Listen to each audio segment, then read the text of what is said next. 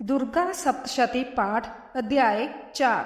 या देवी सर्वभूतेषु बुद्धिरूपेण संस्थिता नमस्तस्यै नमस्तस्यै नमस्तस्यै नमो नमः। अर्थात जो देवी सभी प्राणियों में दुर्गा के रूप में स्थित है उन्हें बार बार नमस्कार है।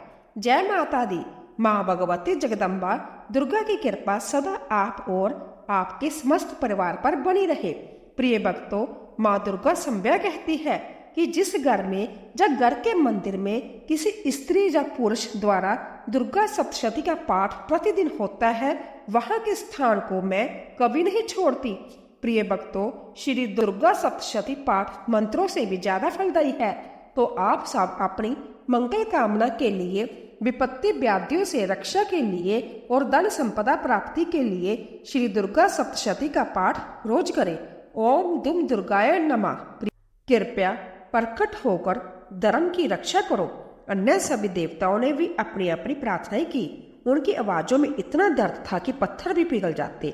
उनकी भक्ति इतनी सच्ची थी कि आकाश में तारे भी रो रहे थे। 3 दिन 3 रात तक लगातार प्रार्थना चलती रही। देवता न खाते थे न सोते थे, बस माँ को पुकारते रहते थे। उनके आंसुओं से हिमालय की बर्फ भी गीली हो गई थी। चौथे दिन सुबह जब सूरज उगने वाला था, तब आकाश में एक अजीब सी रोशनी दिखाई दी। यह रोशनी सूरज से भी तेज थी, लेकिन आंखों को दुख नहीं दे रही थी, क्योंकि यह रोशनी माँ की थी। अचानक आकाश से दिव्य प्रकाश निकला और पिंड जा प्रवरुड़ा चंड को पास्त्र क्या रोता। तो चले माँ दुर्गा का ध्यान करके सबसे पहले दुर्गा कवच का पाठ करते हैं। सबसे पहले विनियोग है ओम देवी चंद्रघंटाए नमः, अर्थात माँ दुर्गा के चंडी रूप को हमारा नमन है। यह भगवान ब्रह्मा जी के द्वारा लिखा गया चंडी कवच है, जिसमें कुल 56 छंद है। देवी चामुंडा, दिग्वंद देवता, जगदम्बा माता इत्यादि का ध्यान करके हम इस दुर्गा सप्तशती के पाठ का प्रारंभ कर रहे हैं। आपने दूसरे किसी के सामने प्रकट नहीं किया हो ऐसा कोई साधन मुझे बताइए। पिता माँ ने कहा, हे ब्रह्मा, ऐसा साधन तो एक देवी का कवच ही है, जो गोपनीय से भी परम गोपनीय, पवित्र तथा संपूर्ण प्राणियों का उपकार करने वाला है। महामुने, उसे श्रवण करो। प्रथम नाम शैलपुत्री है, दूसरी मूर्ति का नाम ब्रह्मचारिणी है, तीसरा स्वरूप चंद्रघंटा के नाम से प्रसिद्ध है, चौथी मूर्ति को कुष्मंडा कहते हैं, पांचवी दुर्गा का नाम स्कंद माता है, देवी के छठे रूप को कत्यानी कहते हैं, सातवां कालरात्रि और 8वां स्वरूप महागौरी के नाम से प्रसिद्ध है, 9वीं दुर्गा का नाम सिद्धिदात्री है। यह सब नाम सर्वज्ञ महात्मा वेद भगवान के द्वारा ही प्रतिपादित हुए हैं। यह सब नाम सर्वज्ञ महात्मा मनुष्य अग्नि में जल रहा हो, रणभूमि में शत्रुओं से गिर गया हो, विषम संकट में फंस गया हो तथा इस प्रकार व्याध से आतुर होकर जो भगवती दुर्गा की शरण में प्राप्त हुए हो, उनका कभी कोई अमंगल नहीं होता। युद्ध समय संकट में पड़ने पर भी उनके ऊपर कोई विपत्ति नहीं दिखाई देती।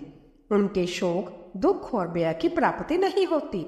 जिन्होंने भक्ति पूर्वक देवी का स्मरण किया है, उनका निश्चय ही अवय उदय होता है।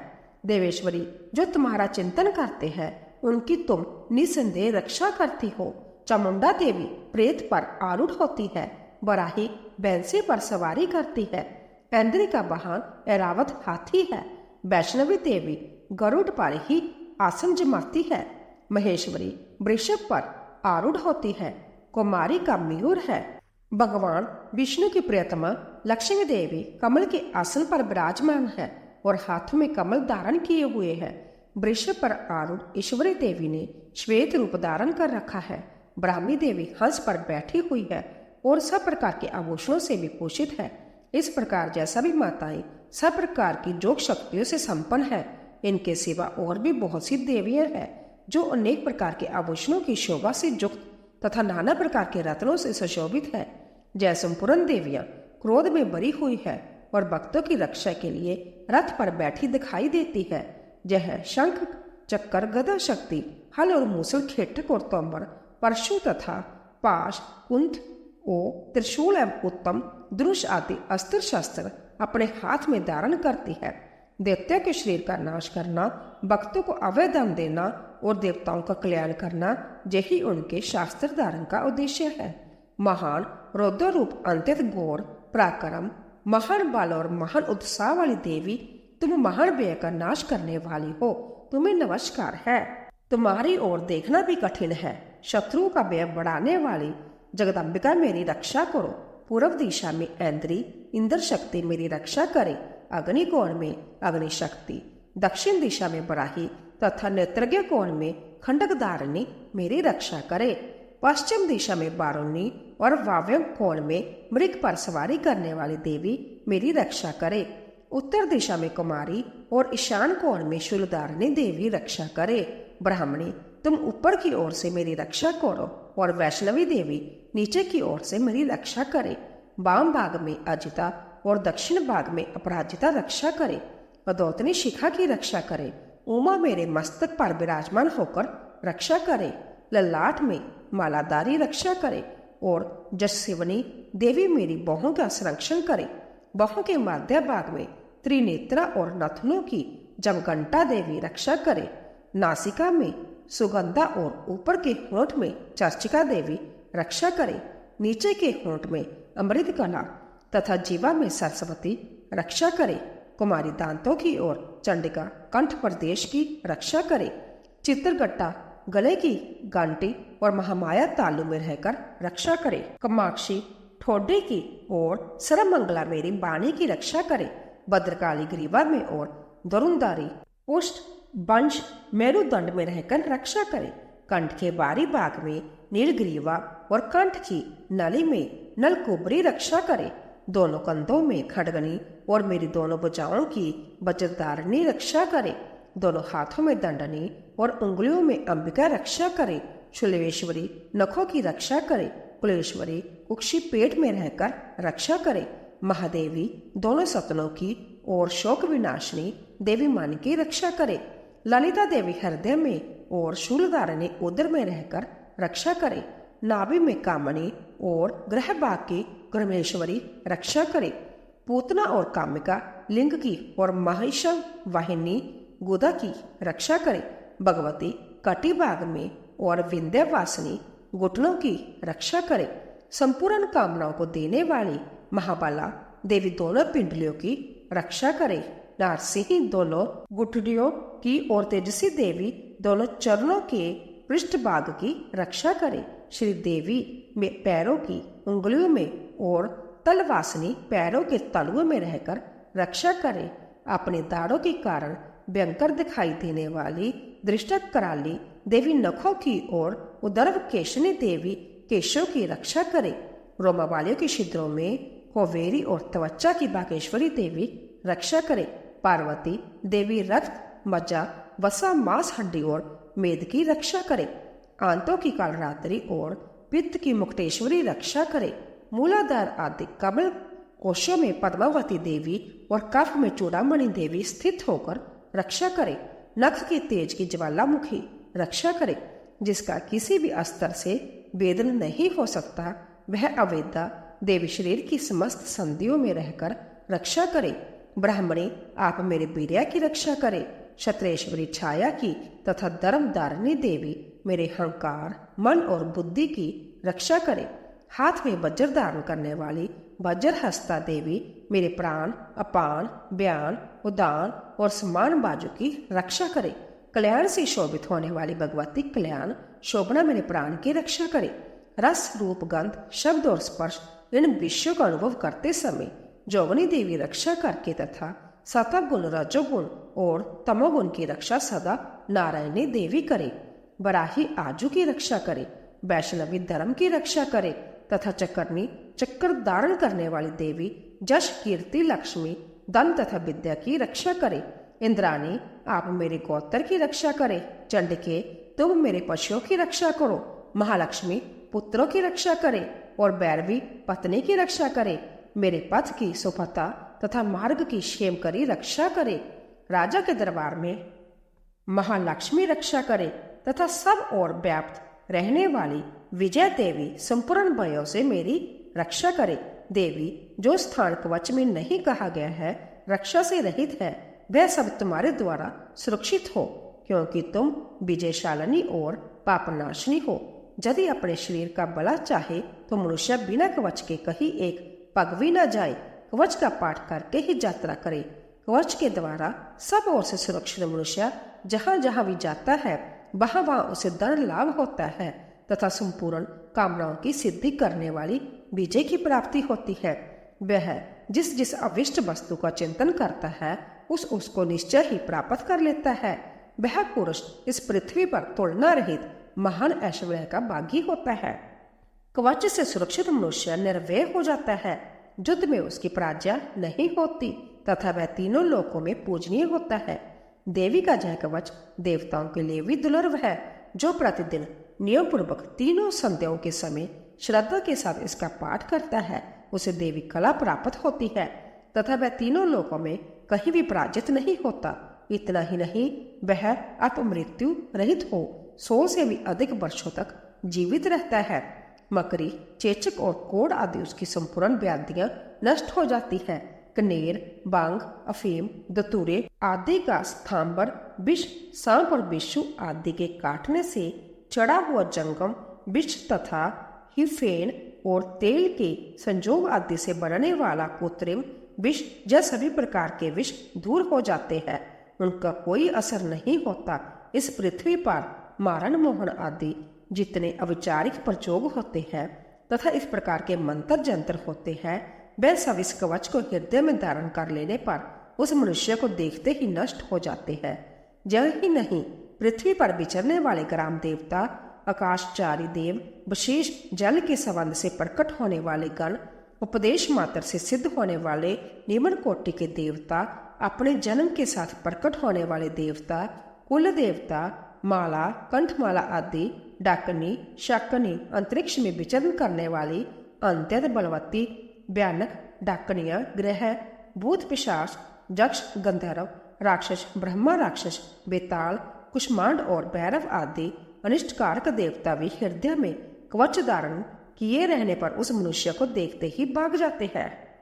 कवचधारी पुरुष को राजा से समान वृद्धि प्राप्ति होती है। यह कवच मनुष्य के तेज की वृद्धि करने वाला और उत्तम है।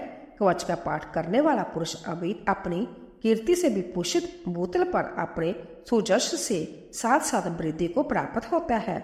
जो पहले कवच का पाठ करके उसके बाद सप्तशती चंडी का पाठ करता है उसकी जब तक वन, पर्वत और कानून सहित यह पृथ्वी टिकी रहती है तब तक जहाँ पुत्र पौत्र आदि संतान परंपरा बनी रहती है, देह का अंत होने पर वह पुरुष भगवती महामाया के प्रसाद से नित्य परम पद को प्राप्त होता है, जो देवताओं के लिए भी दुर्लभ है। वह सुंदर दिव्य रूप धारण करता और कल्याण शिव के साथ आनंद का भागी होता है। इति देव्यम कवचम सुपूर्ण। जय माता। अब पूरे भक्ति भाव से माँ दुर्गा का ध्यान करके अर्गला स्त्रोत का पाठ करते हैं। ओम नमः चंडिका। माँ चंडिका देवी को नमस्कार है। मार्कंडे ऋषि जी कहते हैं, मार्कंडे जी कहते हैं, जयंती मंगला, काली भद्रकाली, कपालिनी, दुर्गा क्षमा, शिवा दात्री, स्वाहा और स्वदा, इन नामों से प्रसिद्ध हे जगदम्बिके तुम्हें मेरा नमस्कार है। देवी चामुंडे तुम्हारी जय हो। संपूर्ण प्राणियों की पीड़ा हरने वाली देवी तुम्हारी जय हो। सब में व्याप्त रहने वाली देवी तुम्हारी जय हो। कालरात्रि तुम्हें नमस्कार है। मधु और कैटव को मारने वाली तथा ब्रह्मा जी को वरदान देने वाली देवी तुम्हें नमस्कार है। तुम मुझे रूप अर्थात आत्म स्वरूप का ज्ञान दो, जय अर्थात मोह पर विजय दो, जश दो और काम क्रोध आदि शत्रुओं का नाश करो। महिषासुर का नाश करने वाली तथा भक्तों को सुख देने वाली देवी तुम्हें नमस्कार है। तुम रूप दो, जय दो, जश दो और काम क्रोध आदि शत्रुओं का नाश करो। रक्त बीज का वध और चंड मुंड का विनाश करने वाली देवी तुम रूप दो, जय दो, जश दो और काम क्रोध आदि शत्रुओं का नाश करो। शुंभ और निशुंभ तथा द्रुमलोचन का मर्दन करने वाली देवी तुम रूप दो, जय दो, जश दो और काम क्रोध आदि शत्रुओं का नाश करो। सबके द्वारा बंदित जुगल चरणों वाली तथा संपूर्ण सौभाग्य प्रदान करने वाली देवी तुम रूप दो, जय दो, जश दो और काम क्रोध आदि शत्रुओं का नाश करो। देवी तुम्हारे रूप और चरित्र अचिंत्य है। तुम समस्त शत्रुओं का नाश करने वाली हो। तुम रूप दो, जय दो, जश दो और काम क्रोध आदि शत्रुओं का नाश करो। पापों को दूर करने वाली चंडिके, जो भक्ति पूर्वक तुम्हारे चरणों में सर्वदा मस्तक झुकाते हैं, उन्हें रूप दो, जय दो, जश दो और काम क्रोध आदि शत्रुओं का नाश करो। रोगों का नाश करने वाली चंडिके, जो भक्ति पूर्वक तुम्हारी स्तुति करते हैं, उन्हें तुम रूप दो, जय दो, जश दो और काम क्रोध आदि शत्रुओं का नाश करो। चंडिके, इस संसार में जो भक्ति पूर्वक तुम्हारी पूजा करते हैं, उन्हें रूप दो, जय दो, जश दो और काम क्रोध आदि शत्रुओं का नाश करो। मुझे सौभाग्य और आरोग्य दो, परम सुख दो, रूप दो, जय दो, जश दो और काम क्रोध आदि शत्रुओं का नाश करो। जो मुझसे द्वेष करते हैं, उनका नाश और मेरे बल की वृद्धि करो। रूप दो, जय दो, जश दो और काम क्रोध आदि शत्रुओं का नाश करो। देवी, मेरा कल्याण करो, मुझे उत्तम संपत्ति प्रदान करो। रूप दो, जय दो, जश दो और काम क्रोध आदि शत्रुओं का नाश करो। अंबिके, देवता और असुर दोनों ही अपने माथे के मुकुट की मणियों को तुम्हारे चरणों पर घिसते हैं। तुम रूप दो, जय दो, जश दो और काम क्रोध आदि शत्रुओं का नाश करो। तुम अपने भक्तजन को विद्वान, यशस्वी और लक्ष्मीवान बनाओ तथा रूप दो, जय दो, जश दो और काम क्रोध आदि शत्रुओं का नाश करो। प्रचंड दैत्यों के दर्प का दलन करने वाली चंडिके, मुझ शरणागत को रूप दो, जय दो, यश दो और काम क्रोध आदि शत्रुओं का नाश करो।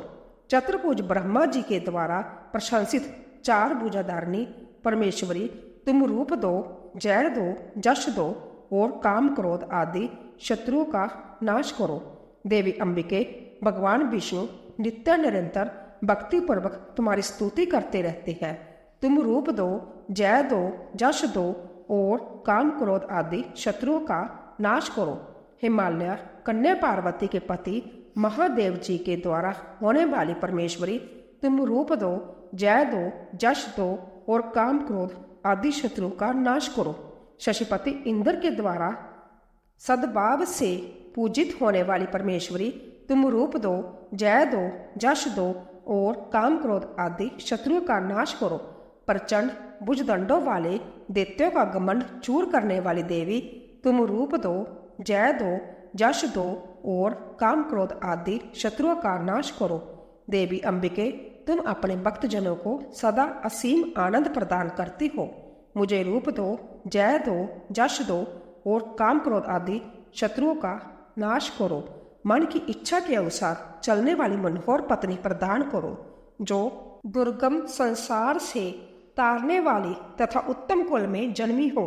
जो मनुष्य इस स्त्रोत का पाठ करके सप्तशती रूपी महास्त्रोत का पाठ करता है, वह सप्तशती की जप संख्या से मिलने वाले श्रेष्ठ फल को प्राप्त होता है। साथ ही वह प्रचुर संपत्ति भी प्राप्त कर लेता है। यहीं पर दुर्गा देवी का अगला स्त्रोत संपूर्ण हुआ। अब सुनिए किलक स्त्रोत। तो सबसे पहले भगवती दुर्गा का ध्यान कीजिए, उसके बाद इस पावन और परम कल्याणकारी स्त्रोत का पाठ करते हैं। ओम नम चंडिकाय। मार्कंडेय जी कहते हैं, विशुद्ध ज्ञान ही जिनका शरीर है, तीनों वेद ही जिनके तीन नेत्र है, जो कल्याण प्राप्ति के हेतु है तथा अपने मस्तक पर अर्धचंद्र धारण करते हैं, उन भगवान शिव को नमस्कार है। मंत्रों का जो अभी किल्क है, अर्थात मंत्रों की सिद्धि में विघ्न उपस्थित करने वाले शाप रूपी किल्क का निवारण करने वाले हैं, उस सप्तशती स्त्रोत को संपूर्ण रूप से जानना चाहिए और जानकर उसकी उपासना करनी चाहिए। उसके भी उच्चाटन आदि कर्म सिद्ध होते हैं, उसे भी समस्त दुर्लभ वस्तुओं की प्राप्ति होती है। तथापि जो अन्य मंत्रों का जप न करके केवल इस सप्तशती नामक स्त्रोत से ही देवी की स्तुति करते हैं, उन्हें स्तुति मात्र से ही सच्चिदानंद स्वरूपिणी देवी सिद्ध हो जाती है। उन्हें अपने कार्य की सिद्धि के लिए मंत्र, औषधि तथा अन्य किसी साधन के उपयोग की आवश्यकता नहीं रहती। बिना जप के उनके उच्चाटन आदि समस्त अविचारिक कर्म सिद्ध हो जाते हैं। इतना ही नहीं, उनकी संपूर्ण अभिष्ट वस्तुएं भी सिद्ध होती है। लोगों के मन में यह शंका थी कि जब केवल सप्तशती की उपासना से भी समान रूप से अथवा सप्तशती को छोड़कर अन्य मंत्रों की उपासना से भी समान रूप से सब कार्य सिद्ध होते हैं। अब इनमें श्रेष्ठ कौन सा साधन है? लोगों की इस शंका को सामने रखकर भगवान शंकर ने अपने पास आए हुए जिज्ञासुओं को समझाते हुए बोले, यह सप्तशती नामक संपूर्ण स्रोत ही सर्वश्रेष्ठ एवं कल्याणमय है। तदंतर भगवती चंडिका के सप्तशती नामक स्रोत को महादेव जी ने गुप्त कर दिया। सप्तशती के पाठ से जो पुण्य प्राप्त होता है उसकी कभी समाप्ति नहीं होती, किंतु अन्य मंत्रों के पुण्य की समाप्ति हो जाती है। अतः भगवान शिव ने अन्य मंत्रों की अपेक्षा जो सप्तशती की ही श्रेष्ठता का निर्णय किया उसे जानना चाहिए। अन्य मंत्रों का जप करने वाला पुरुष भी यदि सप्तशती के स्रोत और जप का अनुष्ठान कर ले तो वह भी पूर्ण रूप से ही कल्याण का भागी होता है। इनमें तनिक भी संदेह नहीं है। जो साधक कृष्ण पक्ष की चतुर्दशी अथवा अष्टमी को एकाग्रचित्त होकर भगवती की सेवा में अपना सर्वस्व समर्पित कर देता है और फिर उसे प्रसाद रूप से ग्रहण करता है, उसी पर भगवती प्रसन्न होती है, अन्यथा उनकी प्रसन्नता नहीं प्राप्त होती। इस प्रकार सिद्धि के प्रतिबंधक रूप किलक महादेव जी ने इस स्त्रोत को किलित कर रखा है, जो पूर्वोक्त रीति से निष्क्रिय करके इस सप्तशती स्त्रोत का प्रतिदिन स्पष्ट उच्चारण पूर्वक पाठ करता है, वह मनुष्य सिद्ध हो जाता है। वही देवी का पार्षद होता है और वही गंधर्व भी होता है। स्वतंत्रता विचरते रहने पर भी इस संसार में उसे कहीं भी भय नहीं होता। वह अपमृत्यु के वश में नहीं पड़ता तथा देह त्यागने के अनंतर मोक्ष प्राप्त कर लेता है। अंत्य किलक को जानकर उसका परिहार करके ही सप्तशती का पाठ आरंभ करे। जो ऐसा नहीं करता उसका नाश हो जाता है। इसीलिए किलक और निष्किलन का ज्ञान प्राप्त करने पर ही यह स्त्रोत निर्दोष होता है और विद्वान पुरुष इस निर्दोष स्त्रोत का ही पाठ आरंभ करते हैं। स्त्रियों में जो कुछ भी सौभाग्य आदि दृष्टि गोचर होता है वह सब देवी के प्रसाद रूप का ही फल है। अंत्य इस कल्याणमय स्त्रोत का सदा जाप करना चाहिए। इस स्त्रोत का मंद स्वर से पाठ करने पर स्वल्प फल की प्राप्ति होती है और उच्च स्वर से पाठ करने पर पूर्ण फल की सिद्धि होती है। अंत्य उच्च स्वर से ही इसका पाठ आरंभ करना चाहिए। जिनके प्रसाद से ऐश्वर्य, सौभाग्य, आरोग्य, संपत्ति, शत्रुनाश तथा परम मोक्ष की भी सिद्धि होती है, उस कल्याणमयी जगदम्बा की स्तुति मनुष्य क्यों नहीं करते।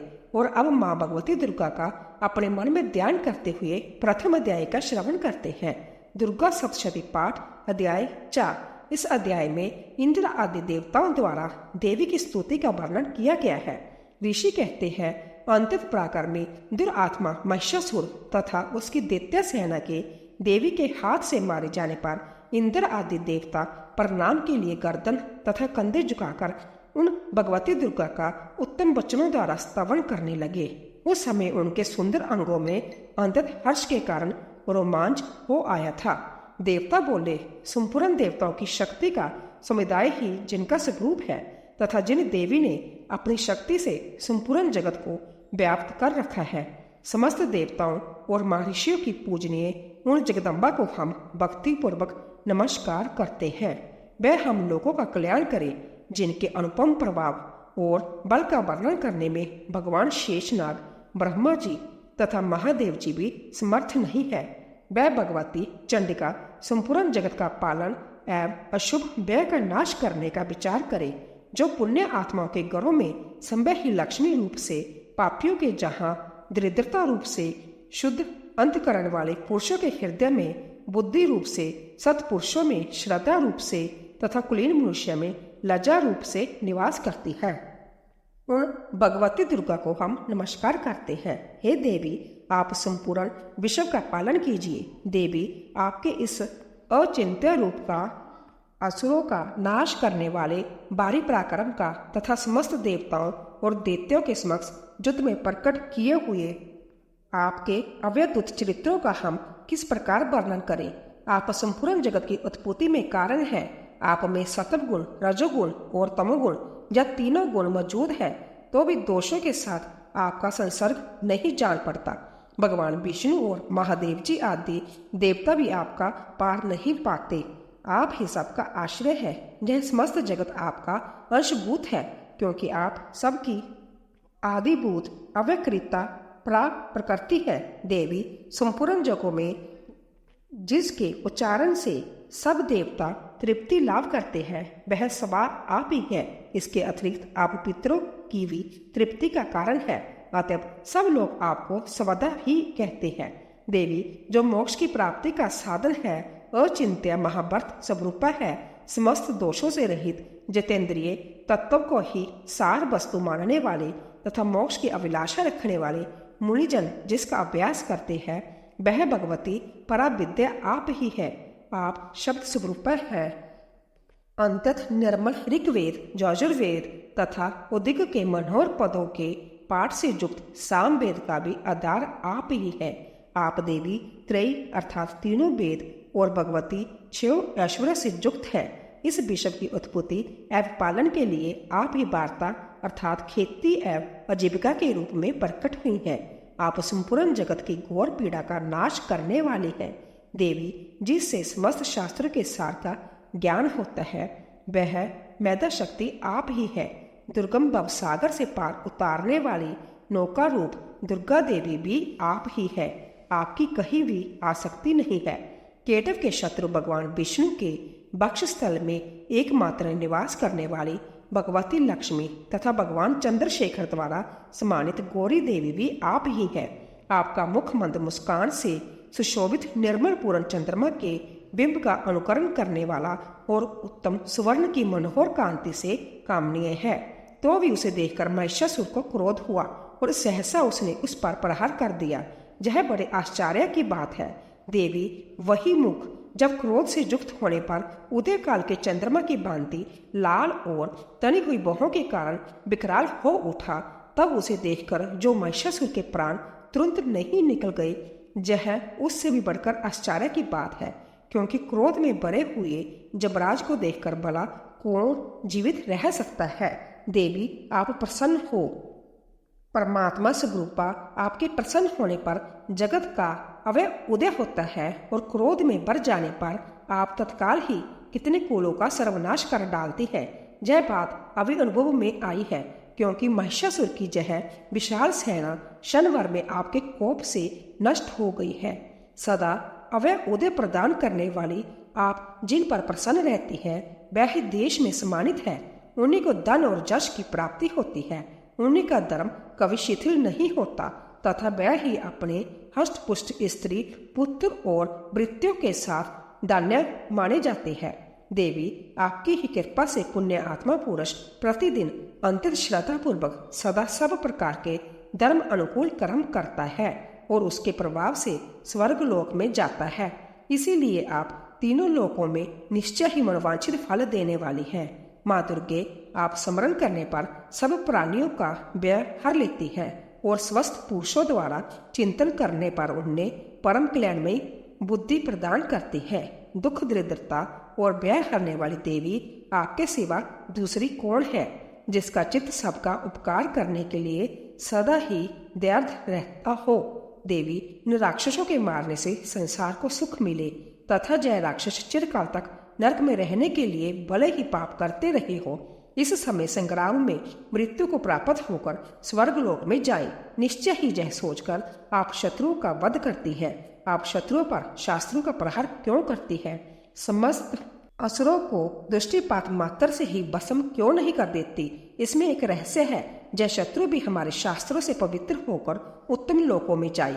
इस प्रकार उनके प्रति भी आपका विचार अंतत उत्तम रहता है। खंडक के तेज पुंज की भयंकर दीप्ति से तथा आपके त्रिशूल के अग्रभाग की घनीभूत प्रवाह से चंद्याकर जो असुरों की आंखें फूट नहीं गई, उसमें कारण यही है कि वह मनोहर राशियों से युक्त चंद्रमा के समान आनंद प्रदान करने वाले आपके इस सुंदर मुख का दर्शन करते थे। देवी, आपका शील दुराचारियों के बुरे बर्ताव को दूर करने वाला है।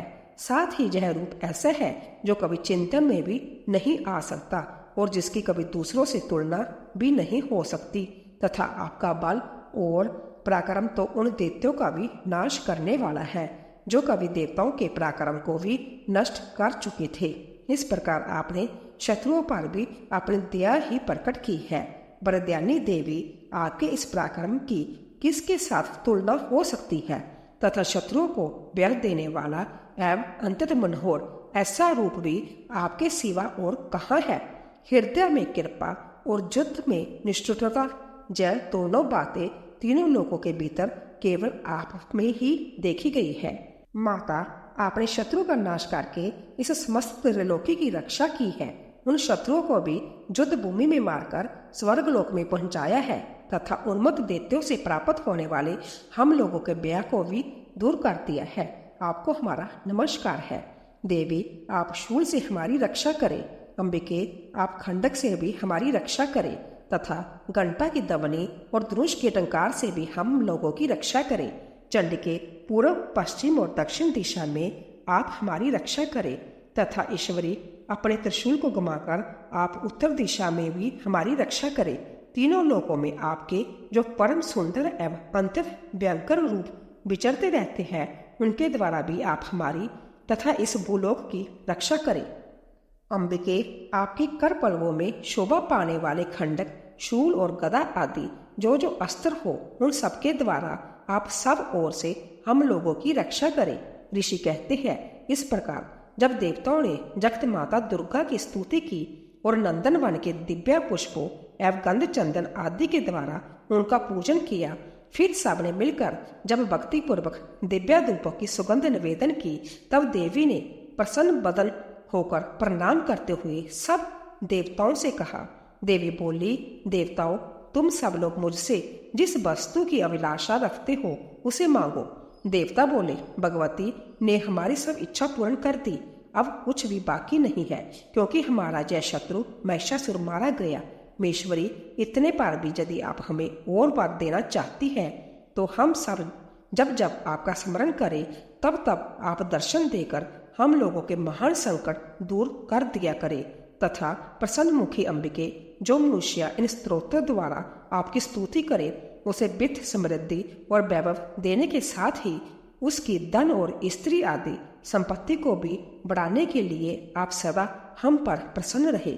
ऋषि कहते हैं, राजन, देवताओं ने जब अपने तथा जगत के कल्याण के लिए भद्रकाली देवी को इस प्रकार प्रसन्न किया, तब वह तथा अस्तु कहकर वही अंतर्धान हो गई।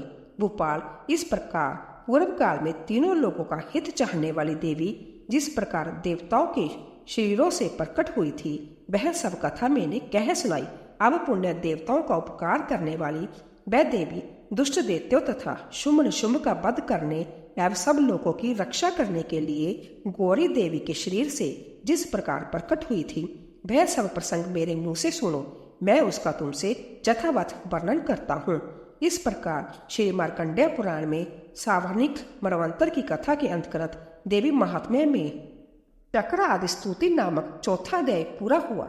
जय माता रानी। हे माँ भगवती, आप अपनी कृपा दृष्टि अपने सभी भक्तों पर बनाए रखेगा। मिलते हैं कल नए अध्याय के साथ। तब तक के लिए जय श्री कृष्ण। राधे राधे।